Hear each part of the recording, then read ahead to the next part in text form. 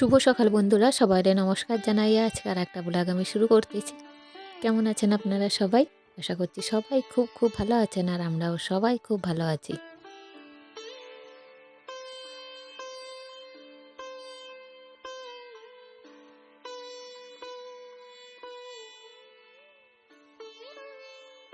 আমি চিত্রা, আমার চ্যানেল চিত্রা ব্লগে আপনাদের সবাইকে জানাই অনেক অনেক স্বাগত।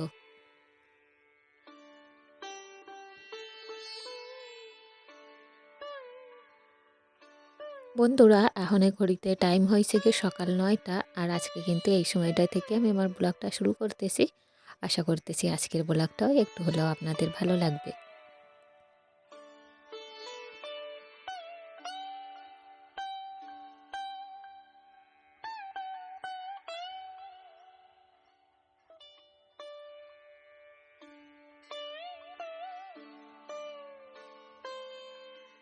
তো বন্ধুরা, আজকে না ঘুম থেকে উঠছি একটু বেলা করে, তখন প্রায় ঘড়িতে সকাল 7টা বাজে গেছে। কারণ না আজকে হচ্ছে মেয়ের স্কুলটাও ছুটি আছে, আর সেই জন্য একটু ঢিলেমি দিছি আর কি। আর মেয়েটাও আগের দিনে রাতে ঘুমানোর সময় কই রাখছিল যে মা আমারই কিন্তু সকালে জ্বালাবে না একদম, কারণ কালকে স্কুল ছুটি আছে, আমি কিন্তু একটু বেশি টাইম ধরে ঘুমাবো। আর ঘুম থেকে উঠে কালকে কিন্তু সেরকম কিছু করব না, গানের রেয়াজ টেয়াজ আর কি সব বন্ধ ওর। আবদার এবার প্রতিদিন না ওর সাথে সাথে আমারও আর ভালো লাগতেছে না, কেননা ওর সাথে সাথে আমারও কিন্তু সমান পরিমাণ কষ্টটা হয়। তাই জন্য কিন্তু আমি ঘুম থেকে আজকে ইচ্ছে করেই দেরি করে উঠছি। তো ঘুম থেকে উঠে না সেরকম কাজকর্ম কিছু করতে পারি নাই, টুকিটাকি যা করা থাকে সেইগুলো করছি। তবে ওই এটা সেটা নানান রকম করতে ডিলেমি করতে করতে একটু মেয়েটার সাথে হাসি খেলা করতে এসব করতে করতে না টাইম গেল কোথা দিয়ে যেন চলে গেছে। তাই জন্য কিন্তু তখন যখন আমি কাজ শুরু করছি তখন প্রায় ঘড়িতে প্রায় ওই 9টার মতো বাজে গেছে। তো সেই সময়টা থেকেই কিন্তু এইসব কাজগুলো আমি করতেছি।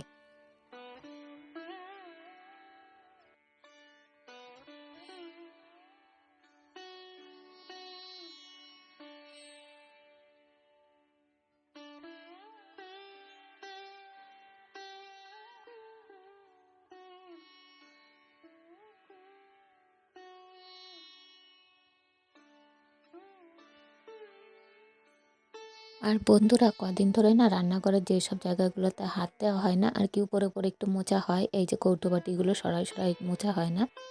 কৌটোবাটি না, ওই যে যে র্যাকগুলো আছে ওইগুলো, ওর ভিতরে তো কৌটোবাটি থাকে ওইগুলো, তো সেইগুলো ধোয়া হয় না সেরকম করে। তো আজকে ঘর মোছার সময় ভাবলাম যে এগুলো সব আজকে বার করে দিয়ে একটু ধোবো, তবে সেটা এখন নয়, যখন একটু টাইমটা পাবো ওই রান্না করতে করতে রান্নার ফাঁকে একটু করব। না হলে আমি যদি ওই কাজগুলো করতে যাই না, তাহলে আর আমার সেই রান্নার পাড়া কমপ্লিট করতে পারবো না। আর সবাই কিন্তু তখন হাঁ করে বসে থাকবে, আর সংসারে কিন্তু অশান্তি শুরু হয়ে যাবে। তাই রান্নার ফাঁকে ফাঁকে কিন্তু একটু কাজকর্মগুলো করার চেষ্টা করব।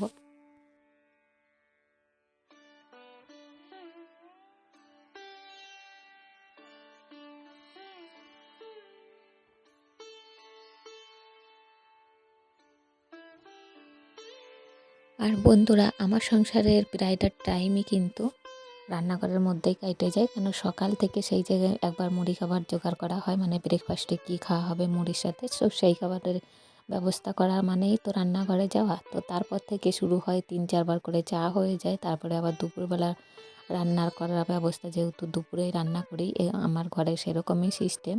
অন্যান্য ঘরে যেমন হয় না যে সকালের দিকে রান্নাবান্না হয়ে যায়, তো সেরকমভাবে মাথায় কোনো চাপ থাকে না, তখন কিন্তু আলাদা টুকটুক করে কাজ করা যায়। কিন্তু এই দুপুরবেলায় যদি রান্নার চাপটা থাকে না, তখন দেখবেন আর অন্য কোনো কাজে হাত দেওয়া যায় না। আর সকালের দিকে কত কাজ করা যায় অত করা যায় না, বেশি করে এই যে জল কাচা, তারপরে বাসন ধোয়া এসব যদি করতে যাই না, অনেক সময় ঠান্ডা লেগে যায়, তাতে কিন্তু অনেক শরীর খারাপ হয়ে যাচ্ছে মাঝে মাঝেই।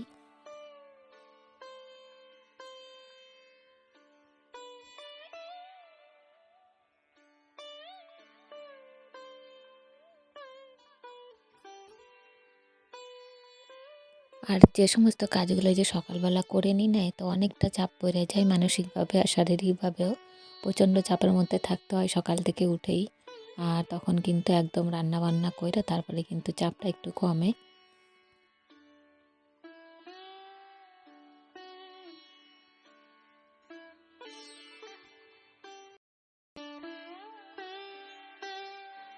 তো বন্ধুরা, কথা বলতে বলতে কিন্তু আমার অনেক কাজই করে ফেলছি।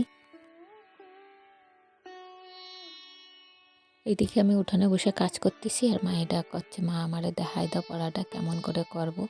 তো একদিকে কাজ করি আর একদিকে ওরে সাড়া দিই, কারণ ইংরেজি বই পড়তেছি তো আবার সবগুলোর মানে উচ্চারণও ঠিকঠাক মতো করতে পারে না, তো সেইগুলো ওরা একটু বুঝাই দিতে হয়, আবার কোনো সময় শিখাই দিতে হয় কোনটা কী রকমের উচ্চারণ।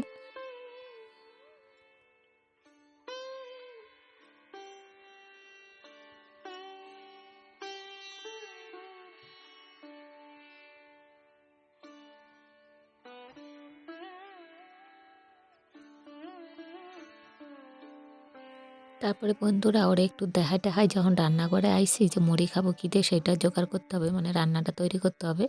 তো আইসে ঘরে দেখি যে সকাল তখন 11টা বাজে গেছে, আর তখন তো মাথায় হাত যে এত বেলা হয়ে গেছে এখনও পর্যন্ত মুড়ি খাওয়ার ব্যবস্থা হয় নাই।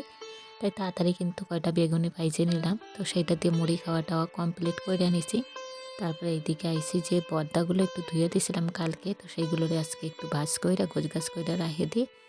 আর তার সাথে কিছু টুকিটাকি এই যে বাইরে কিছু জামা কাপড় মেলাইতে হবে সেগুলো মেলাই দিছি সঙ্গে সঙ্গে। আর তার সঙ্গে কিছু কাচাকুচি ছিল সেগুলো কিন্তু কাইচে দিয়ে আবার মেলাই দিছি রোদের মধ্যে।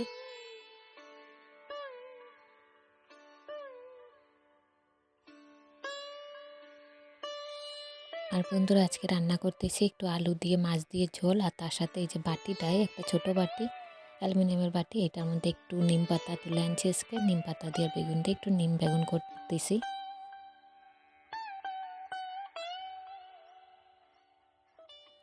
ওইটার জন্য আলাদা করে আর কড়াই লাগালাম না, কেননা সেই কড়াই তো আবার তেতো হয়ে যাবে আর ভালো করেও মাজতে হবে, তাতে কিন্তু আবার কষ্টটা আমারই হবে।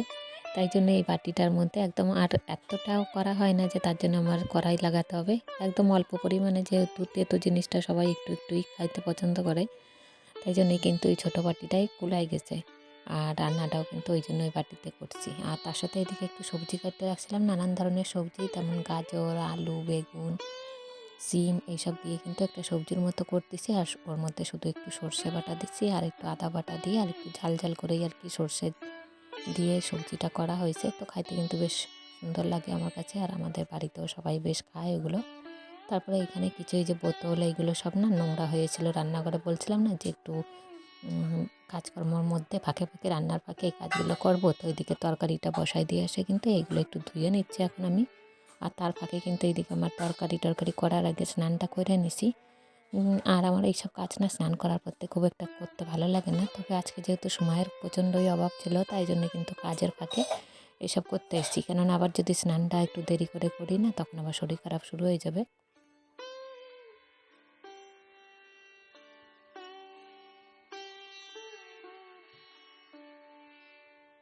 আর আজকে যেহেতু আবহাওয়াটা একটু ভালো আছে, রোদের কিন্তু প্রচণ্ডই তাপ আছে, তাই এগুলো না ধুয়ে দিয়ে একটু রোদের মধ্যে রেখে দেবো।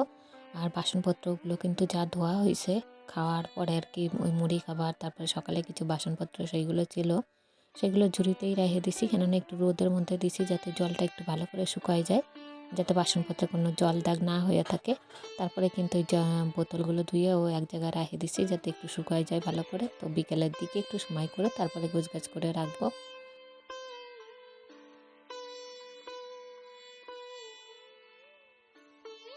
তো বন্ধুরা আমার ভিডিওর কোনো অংশ যদি আপনাদের কাছে ভালো লেগে থাকে তো প্লিজ একটা লাইক দিয়ে দেবেন। আর যে বন্ধুরা অলরেডি এই কাজটা করে রাখছেন তাদেরকে তো অনেক অনেক ধন্যবাদ জানাই। আর যে নতুন বন্ধু আজকে ফার্স্ট টাইম আমারে দেখতেছেন প্লিজ একটা লাইক দিয়ে দেবেন আর সাবস্ক্রাইব করে দিয়ে প্লিজ আমার পাশে থাকবেন, আমার চ্যানেলের পাশে থাকবেন। আপনাদের সাথে আবার দেখা হবে আগামীকাল ঠিক বেলা 3টার সময়। আজকের মতো এখানেই রাখবো। আশা করছি সবাই ভালো থাকবেন, সুস্থ থাকবেন। সবাইকে জয়গুরু জানাইয়ে আজকের মতো বিদায় নিচ্ছি।